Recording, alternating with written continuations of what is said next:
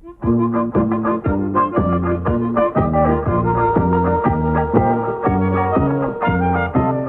all over the countryside, ask the Leylands, ask the Leylands. Travel all over the countryside, ask the Leyland brothers. Whatever it is that you want to see, ask the Leylands, ask the Leylands. No matter whatever that happens to be, ask the Leyland brothers. Come on, me in and join in the fun. Travel all over Australia.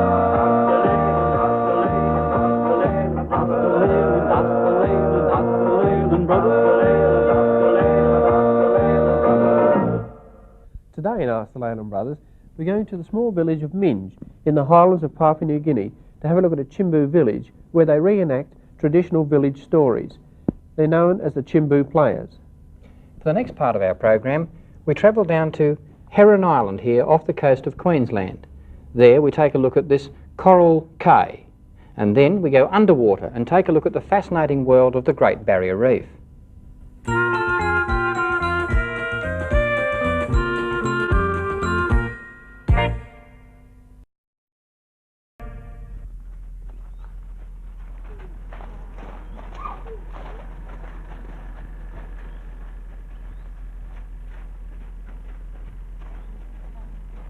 We're in the Wagi Valley in the Western Highlands of Papua New Guinea.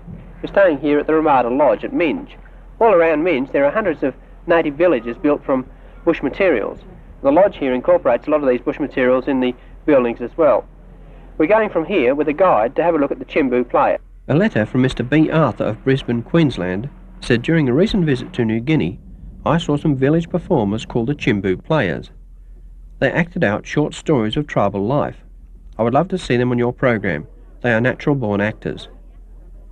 The village we are going to is one of hundreds along the Highlands Highway, but this one is different. The people here entertain visitors with an outdoor theatre. The well-staged performance opens with a song of welcome.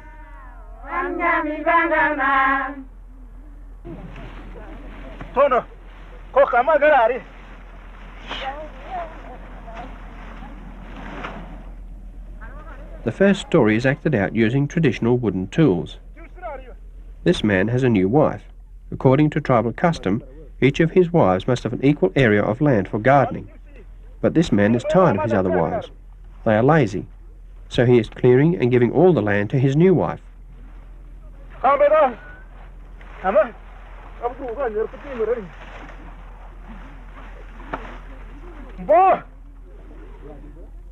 He helps her plant banana trees and then lights a fire the traditional way by pulling a strip of bamboo quickly across a piece of wood to create a spark in the tinder.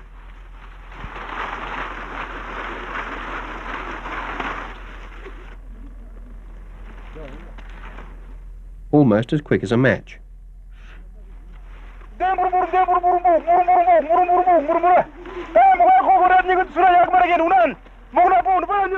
He now calls to the spirits to help him grow a good crop and plant some magic flowers in the garden.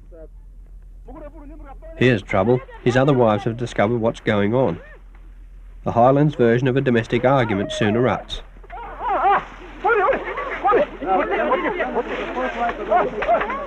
This could be a good case for only having one wife in the first place.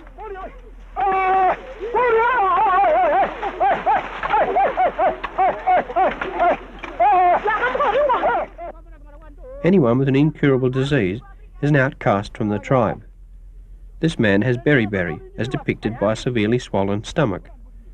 The young boy, hoping to inherit the man's possessions, fetches a witch doctor to try to cure him.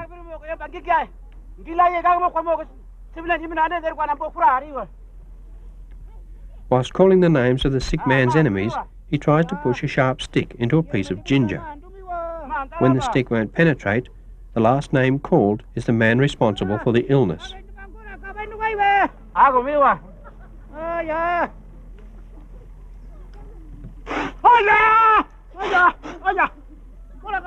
To drive the evil spirits from his body, a magic potion is spat onto the stomach.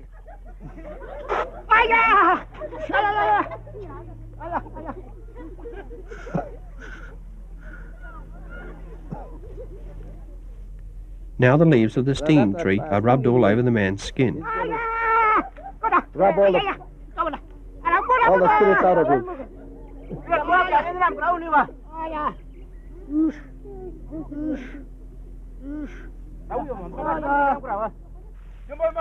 All this has been taking place on another man's land. When the owner appears on the scene, he is hostile. He doesn't want evil spirits on his land.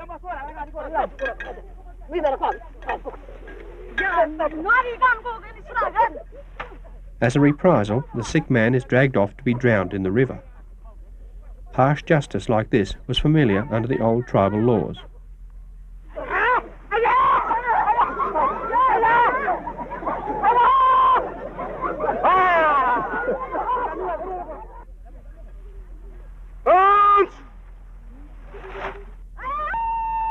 Pigs play an important part in the Highlands economy.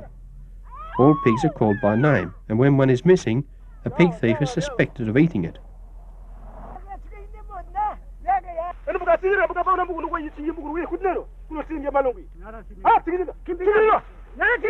When confronted with the evidence, he puts up a fight.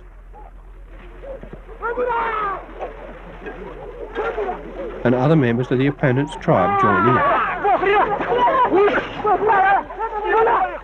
Pig stealing is one of the sparks that can set off a tribal war. Tribal wars and payback fights can go on for generations without being resolved.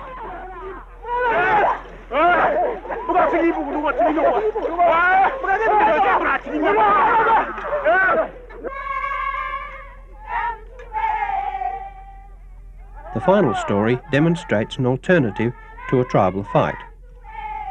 A man and his many wives are clearing land for a garden. In doing so, they encroach on another man's land.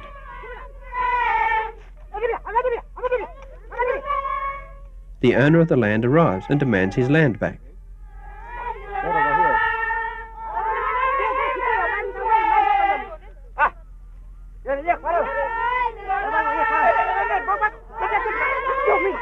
Predictably, a fight develops.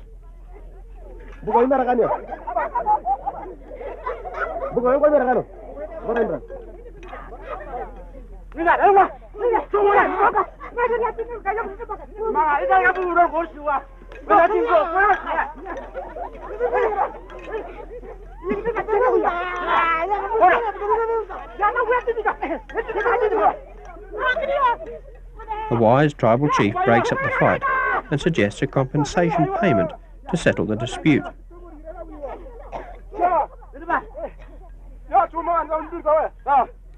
As the man and his wives are unaware they were trespassing, the owner should be thankful his land is cleared and should pay back the man and his wives for clearing the land.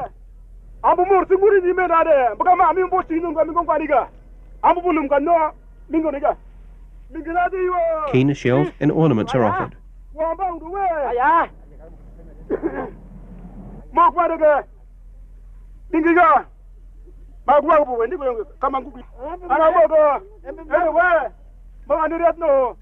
The compensation is accepted and the wives agree. A peaceful settlement carried out in the payback tradition. The Chimbu players certainly are natural actors.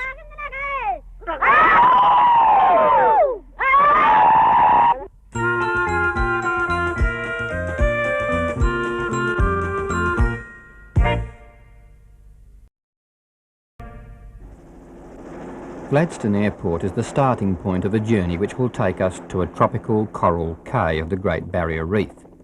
The island is Heron Island, and we're going there to answer a letter from Mr. J. Myers of Footscray in Victoria, who wrote, "I've been considering a holiday on Heron Island in Queensland and would like to see what there is to see and do on the island."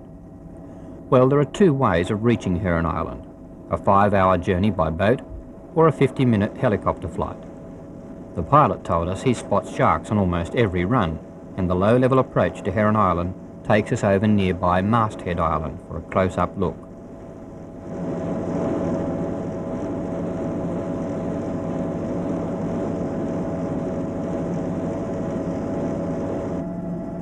The helicopter carries 4 passengers and their luggage on each trip and flies to and from Heron Island each day.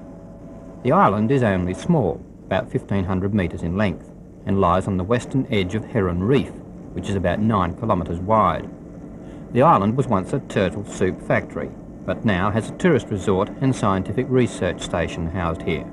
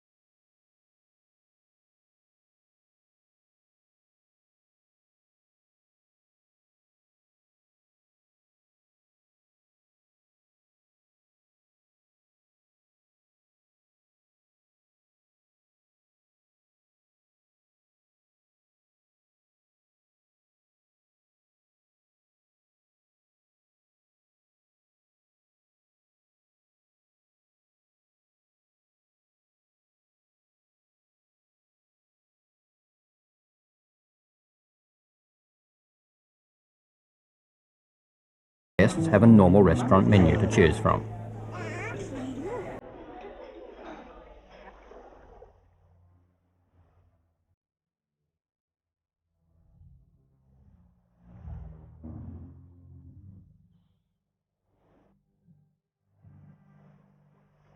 A golden sunrise promises another cloudless day on Heron Island and awakens the wildlife. One of the great features of Heron Island is the abundance of bird life here. Low tide reveals hard rock-like protrusions from the sand, but as this is a cay, the rock turns out to be hardened coral, once part of a Great Barrier Reef eons ago. The birds here on the island have been relatively undisturbed by man and can be easily approached. Some people come simply for the pleasure of the wildlife photography.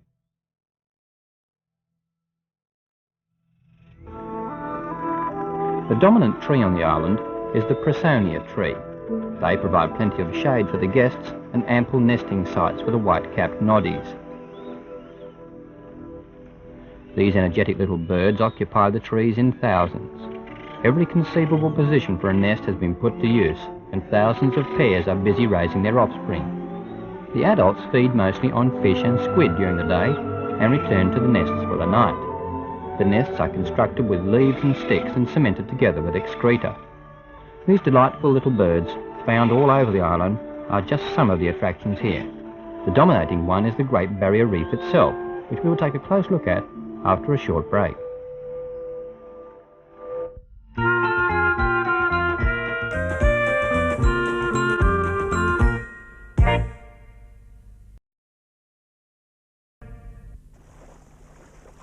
Michael Lawson from Lilydale in Victoria wrote asking to see the Great Barrier Reef and the tropical fish.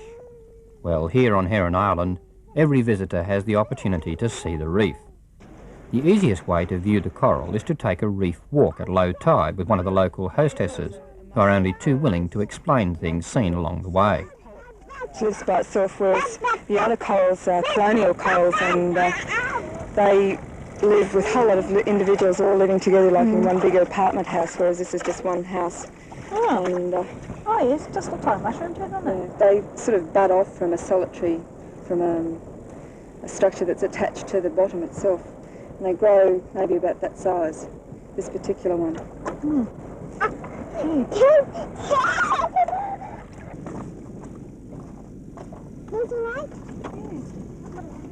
There's plenty to see simply by walking on the coral.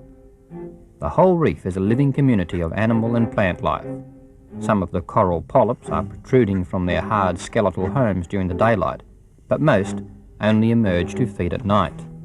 Small crabs scurry from the reef walker's feet at almost every step, but to really view the life of the reef, it's a good idea to use a face mask and discover the amazing world of tiny creatures which are evident only a few inches below the surface of the water. This black sea slug moving slowly about and feeding on the tiny food particles in the sand is an absorbing creature. It's found scattered all over the reef. This flower-like creature is a tube worm. The worm lives in a hollow tube-shaped hole in the coral and protrudes its feathery tentacles to catch any tiny plankton or other food drifting by.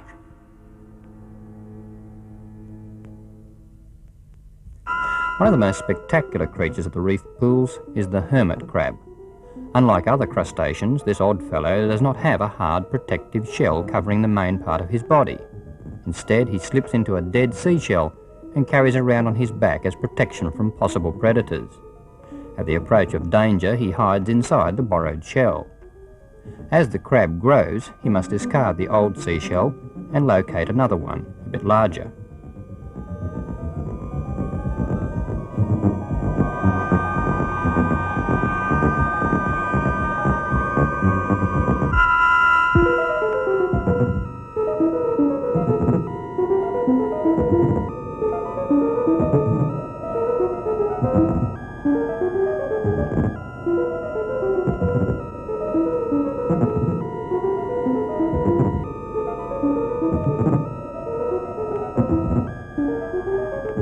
Shellfish on the reef come in all shapes and sizes, but probably the best known of them is the cowrie shell.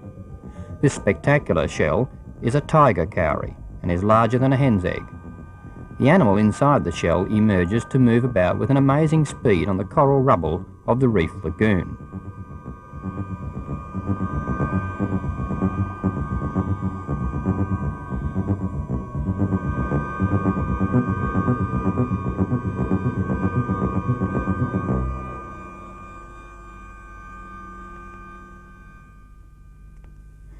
Gruesome sea monsters are also in plentiful supply.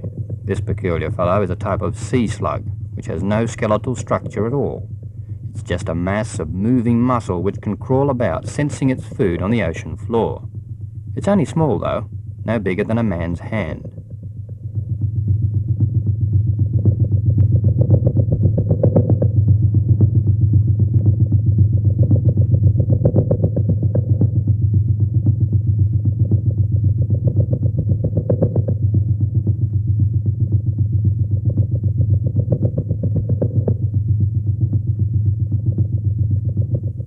This cumbersome moving mass is full of surprises and can change abruptly from a sluggish creature into a thing of beauty when it moves through the water, an action which gives it its name of Spanish dancer.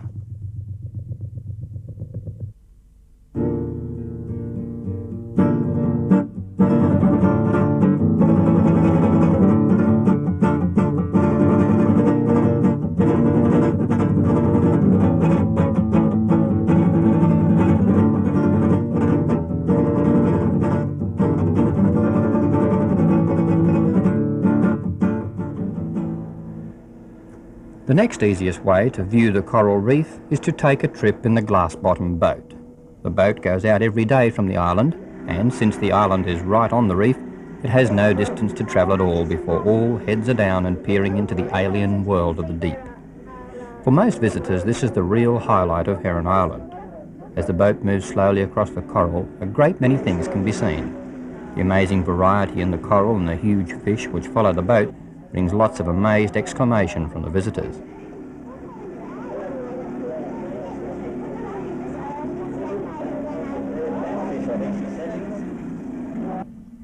The climax of the glass-bottom boat trip is hand-feeding of the reef fish with leftover bread from the dining room. The fish are fed every day and gather around the boat in hundreds. Of course, diving on the reef, either with snorkel or scuba gear, is the best way to see it.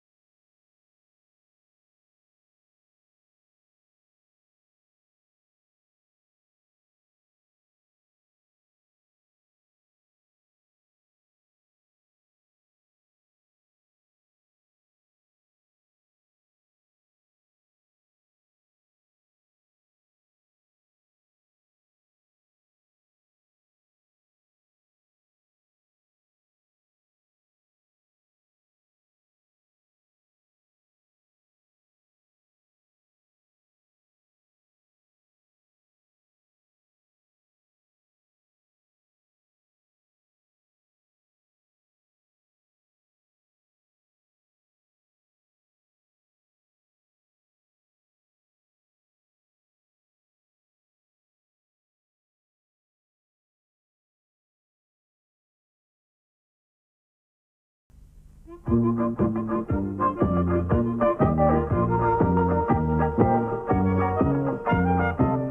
all over the countryside, hasta Leyland, hasta Leyland. Travel all over the countryside, hasta Leyland, brothers. Whatever it is that you want to see, hasta Leyland, no matter whatever that happens to be, hasta Leyland, brothers. Come on, me in and then join in the fun, travel all over Australia. Hasta Leyland, hasta Leyland, hasta Leyland, hasta Leyland, brothers.